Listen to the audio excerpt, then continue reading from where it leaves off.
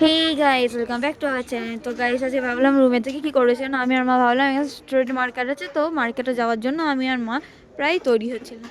তৈরি হয়ে যাওয়ার পর আমি আর মা মানে রুম থেকে বেরিয়ে আর কি টোটোতে, সামনেই টোটো দাঁড়িয়ে ছিল আর কি, কিছুটা হেঁটেই রুম থেকে নেবে। তো কথা বললাম যে কত নেবে, হচ্ছে মার্কেট, স্ট্রিট মার্কেটে যাবো আর কি।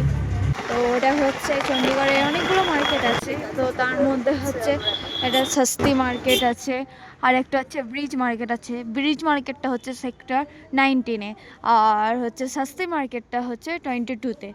তো গাইজ হচ্ছে যে ওখানে খুব সস্তা জিনিস পাওয়া যায়। তো গাইজ ফাইনালি আমরা নিয়ে পেলাম 22 সেক্টরের মার্কেটে। আচ্ছা, তো দেখুন কত জামা কাপড়, অনেক কিছু আছে, তো অনেক কম দামি, 200 টাকা, 250 টাকা, 300 টাকা হচ্ছে দাম। কিন্তু দর করলে প্রায় অনেকগুলি জামা কাপড় হয়ে যায়।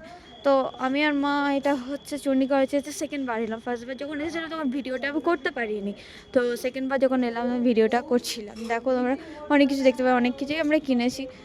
যেখানে গেছিলাম সে খুব সুন্দর জায়গা, রাস্তাগুলো খুব সুন্দর।